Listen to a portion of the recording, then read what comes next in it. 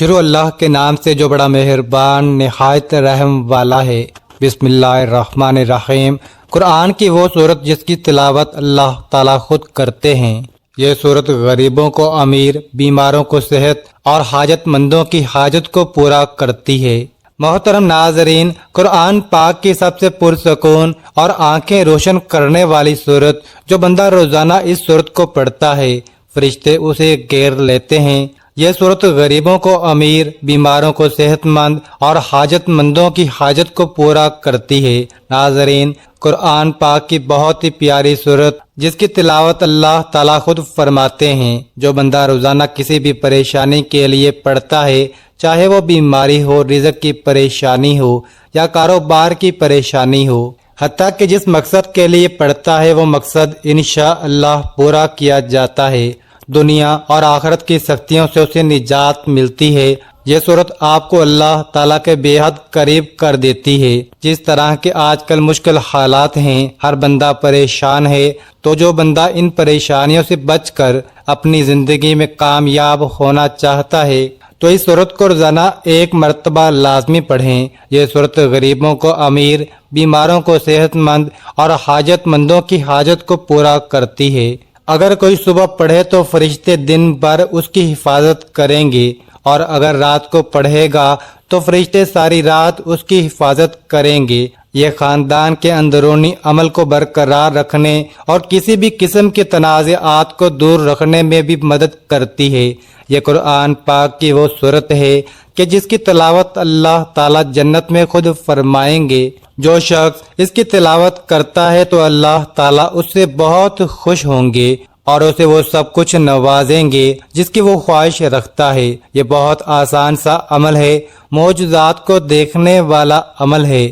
یہی خاص عمل ہے جو دولت کو فوری طور پر غیبی طریقے سے آپ کے پاس لانے والا عمل ہے۔ ایسا عمل ہے کہ ایک دن لوگوں نے یہ وظیفہ پڑھا اور صبح رزق کی دولت سے مالا مال ہو گئے۔ گھر میں کاروبار میں دولت کی ریل پیل ہو گئی۔ دولت کی برسات صبح سے ان کی زندگی میں شروع ہو گئی۔ دولت کی طوفانی بارش برس رہی ہے۔ پورے دن کسی بھی وقت یہ وظیفہ پڑھ کے صبح دیکھنا چاہتے ہو تو 5 منٹ کا یہ عمل آپ لوگ دیکھ لینا۔ تقدیر کے اگر بند تالے نہ کھل جائیں تو پھر مجھے کہنا۔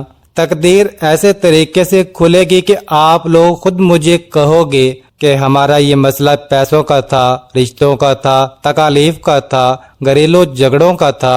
اس کے علاوہ چاہے جو بھی مسئلہ تھا وہ حل ہو گیا۔ انشاءاللہ آج کا یہ عمل بہت ہی طاقتور عمل ہے۔ بے شک خود آزما کر دیکھ لو۔ آپ خود یہ عمل ایک مرتبہ کر کے دیکھ لو۔ اپنی آنکھوں سے دیکھنا ڈھیر و رزق دولت کو آتے ہوئے۔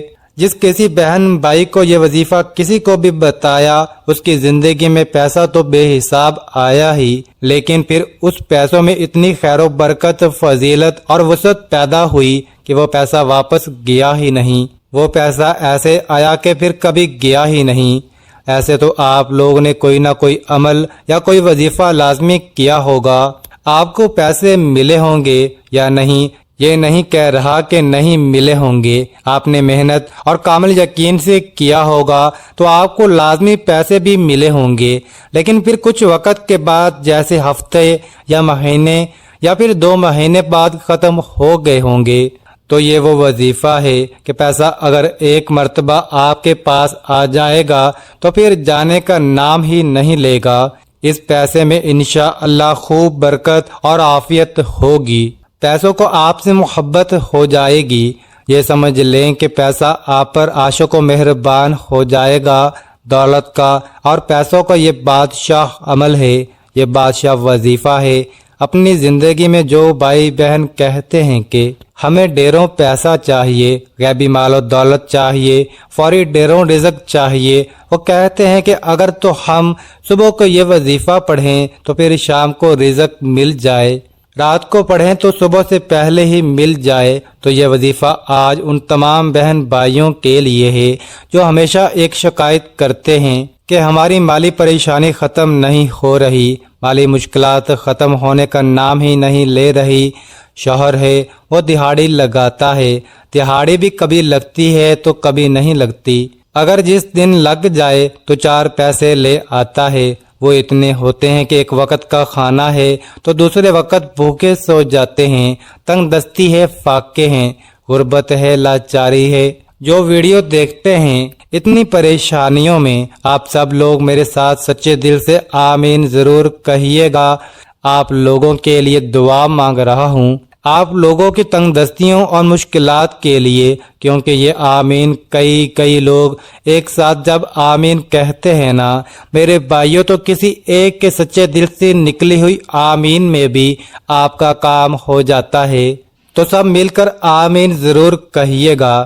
میں ایک چھوٹی سی دعا کروں گا تمام لوگوں کے لیے، خاص طور پر جو ویڈیو دیکھ رہے ہیں۔ اے اللہ، اے میرے پیارے اللہ پاک، جو بھائی بہن تنگ دست ہیں اور غریبی مفلسی میں جی رہے ہیں، ان کے پاس پیسے کی کمی ہے، رزق کی کمی ہے، مال و دولت کی کمی ہے، اولاد کی کمی ہے، یا اولاد تو ہے لیکن وہ فرما بردار نہیں، میرے مولا غیب سے ان کو ڈھیر و رزق عطا کر دے، ان کو دولت عطا کر دے، ان کے پاس اتنا پیسہ آ جائے کہ جو میرے بہن بھائی اس وقت یہ ویڈیو دیکھ رہے ہیں، دولت اتنی آ جائے کہ وہ خود محلے بھر میں غریبوں اور مستحق لوگوں میں بانٹ کر تھک جائیں، اور پھر بھی سمجھ نہ آئے کہ مزید مستحق افراد کہاں سے دیکھیں، لیکن دولت پھر بھی ختم نہ ہو۔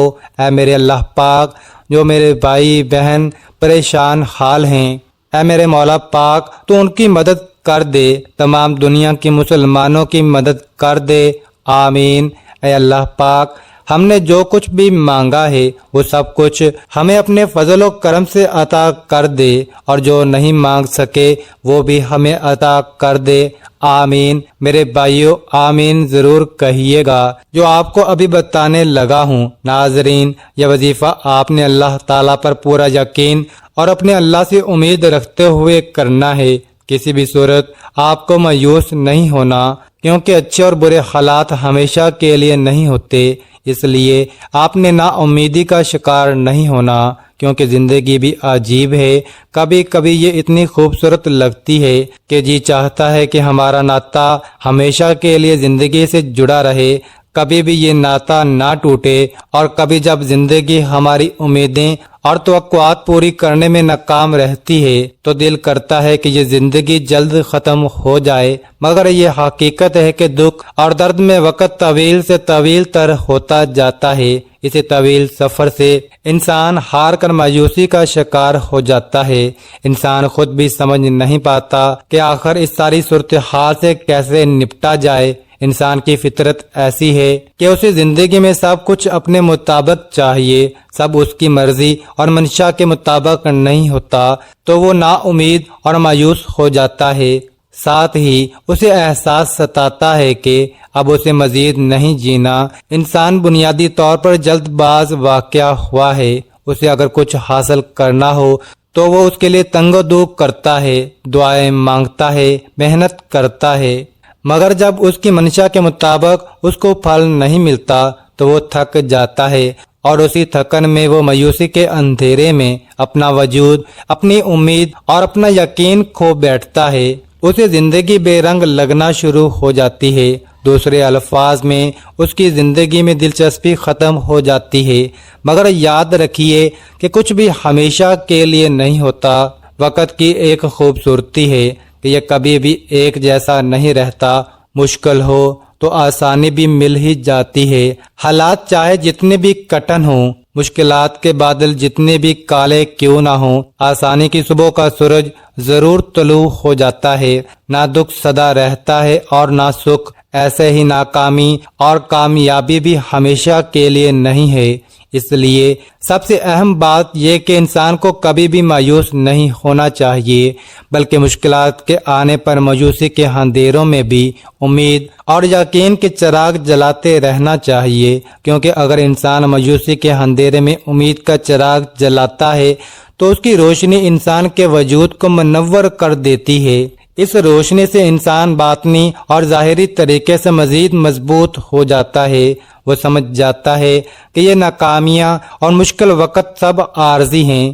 وہ اس وقت سے آشنا ہو جاتا ہے کہ یہ زوال، یہ مشکلات سب انسان کی ہمت کو جانچنے کے لیے قدرت نے پیمانے بنائے ہوئے ہیں، کیونکہ یہ بھی حقیقت ہے کہ انسان اپنی فتح اور کامیابی سے اتنا مضبوط نہیں ہوتا جتنا وہ اپنے زوال اور ناکامی سے مضبوط ہوتا ہے۔ حقیقت میں مشکل اور نامساعد حالات میں انسان کو اپنی خود کی پہچان ہوتی ہے، اور اسی عمل میں اسے اپنے وجود کا ادراک ہوتا ہے۔ انسان اپنی چھپی ہوئی خوبیوں کو جانچنے کے لیے مزید مضبوط ہوتا جاتا ہے، اسے اپنے سے وابستہ رشتوں کی پہچان بھی ہوتی جاتی ہے۔ وہ آسانی سے جان لیتا ہے کہ کون اس کے ساتھ مخلص ہے اور کون نہیں۔ انسان کے لیے مشکل وقت گزارنا بہت مشکل ہوتا ہے، اور اس وقت کو مزید مشکل انسان کے اپنے منفی خیالات بناتے ہیں۔ انسان حقیقت میں اپنے خیالات کے ذریعے ہی یرغمال بن جاتا ہے، اور وہ سمجھتا ہے کہ وہ زندگی کی دوڑ سے باہر ہو گیا، اس کے دیگر ساتھی بہت آگے نکل چکے ہیں اور وہ سب سے پیچھے اور سب کچھ ہار گیا ہے۔ منفی خیالات صورتحال کو مزید پیچیدہ کر دیتے ہیں اور انسان کی سوچ کو مزید الجھا دیتے ہیں۔ اس لیے اگر مشکل حالات آ جائیں تو سب سے پہلے اپنے خیالات کو مثبت رکھیں۔ یہی کوشش کرنی چاہیے کہ جو کچھ زندگی میں بہتر حاصل کیا اس کو یاد رکھا جائے، تاکہ یہ محسوس کیا جا سکے کہ زندگی آپ پر کتنی مہربان رہی ہے، اور اسی سوچ سے امید پیدا ہوگی کہ اس بار بھی زندگی مہربانی ہی کرے گی۔ ساتھ میں یہ سوچ بھی مضبوط رکھنی چاہیے کہ ہر طوفان آپ کی زندگی کو تباہ کرنے کے لیے نہیں آتا، کچھ طوفان آپ کے راستے صاف کرنے کے لیے بھی آتے ہیں۔ امید کے ساتھ ساتھ یقین بھی ہونا چاہیے کہ جس رب نے اس دنیا میں بھیجا ہے وہ کچھ بھی ہم سے غافل نہیں ہوتا۔ رب نے قرآن میں بھی انسان سے کچھ وعدے کیے ہیں، اور بے شک اس کے سب وعدے سچ ہیں۔ قرآن پاک میں ہے کہ ہر مشکل کے بعد آسانی ہے، پھر فرمایا کہ انسان کی ہمت سے زیادہ اس پر بوجھ نہیں ڈالا جاتا۔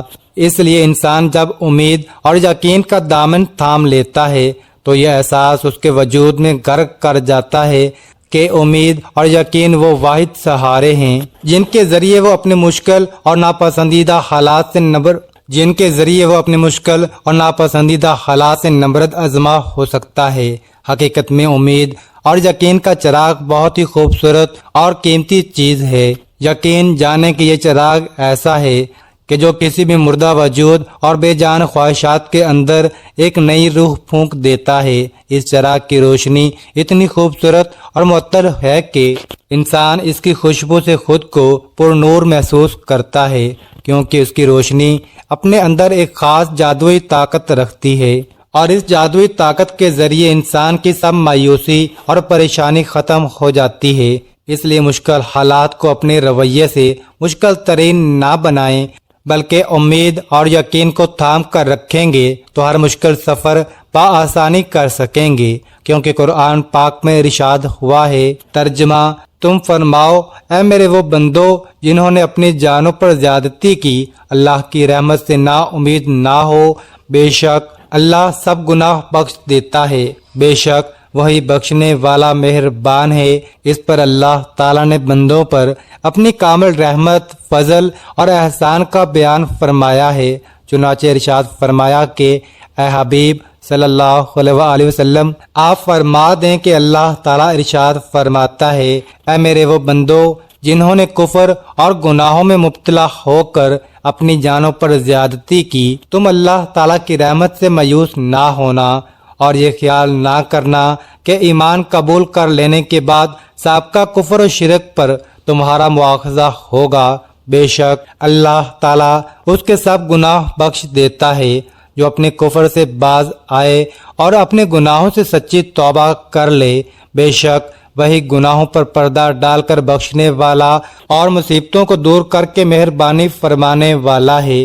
اس آیت کے شان نزول کے بارے میں متعدد روایات ہیں۔ ان میں سے ایک یہ ہے، حضرت عبداللہ بن عباس رضی اللہ تعالی عنہما فرماتے ہیں، مشرکوں کے کچھ آدمیوں نے بارہا قتل و زنا کے ارتکاب کیا تھا۔ یہ لوگ نبی کریم صلی اللہ علیہ وآلہ وسلم کی بارگاہ میں حاضر ہوئے اور کہنے لگے کہ جو کچھ آپ فرماتے ہیں وہ باتیں تو بہت اچھی ہیں، لیکن ہمیں یہ تو معلوم ہو جائے کہ ہمارے اتنے سارے گناہوں کا کفارہ ہو سکتا ہے۔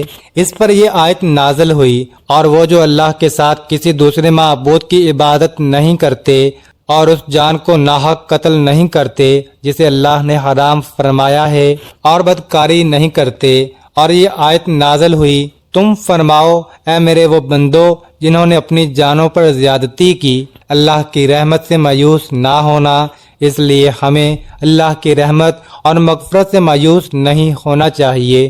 اس آیت سے معلوم ہوا کہ بندوں سے اگرچہ بڑے بڑے اور بے شمار گناہ صادر ہوئے ہوں، لیکن اسے اللہ تعالیٰ کی رحمت اور مغفرت سے مایوس نہیں ہونا چاہیے، کیونکہ اللہ کی رحمت بے انتہا وسیع اور اس کی بارگاہ میں توبہ کی قبولیت کا دروازہ تب تک کھلا ہے جب تک بندہ اپنی موت کے وقت گرگرا کی حالت کو نہیں پہنچ جاتا۔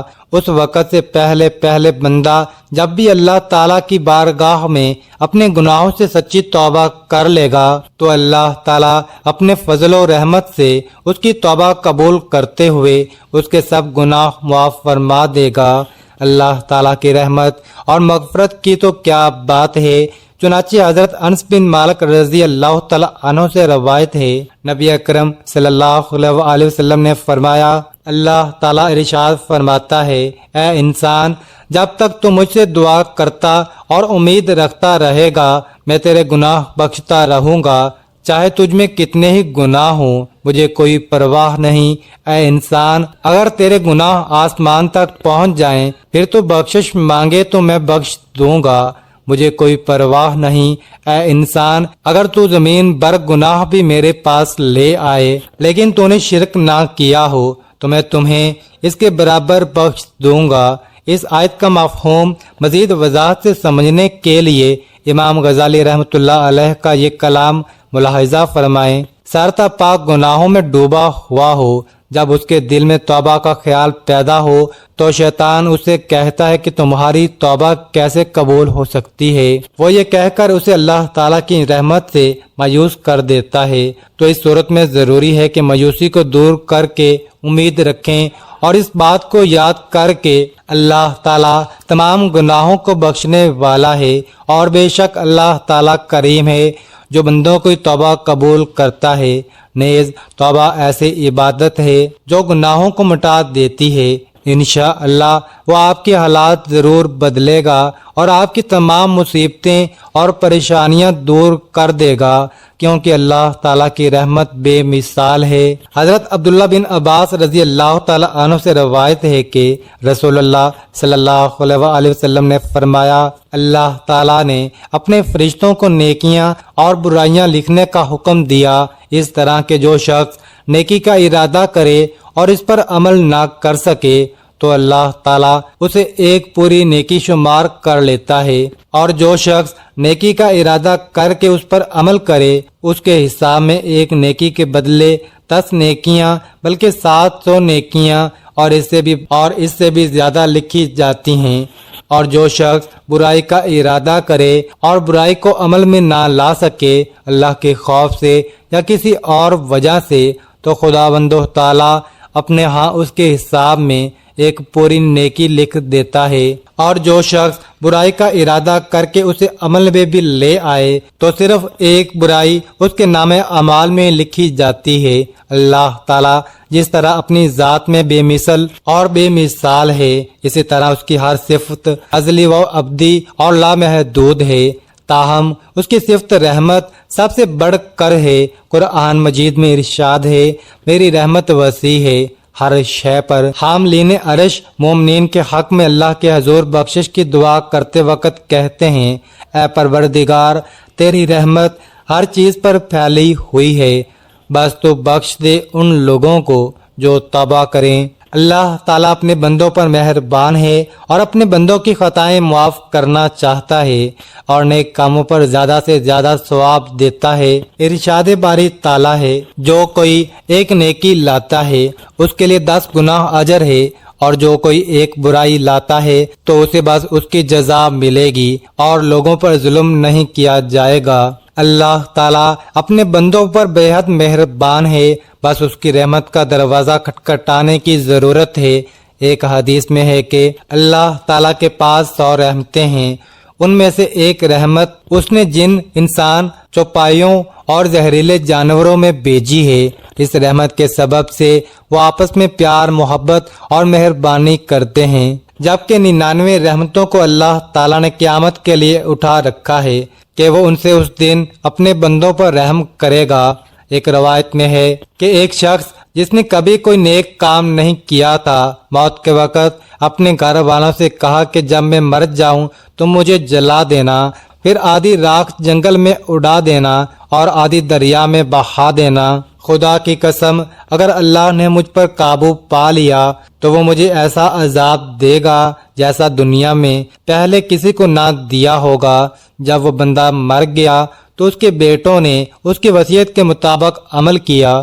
اللہ تعالیٰ نے دریا کو حکم دیا اور اس کے اندر کی راکھ جمع کی، پھر جنگل کو حکم دیا اور اس کے اندر کی راکھ جمع کی۔ پھر اللہ تعالیٰ نے اس سے پوچھا تو نے ایسا کیوں کیا؟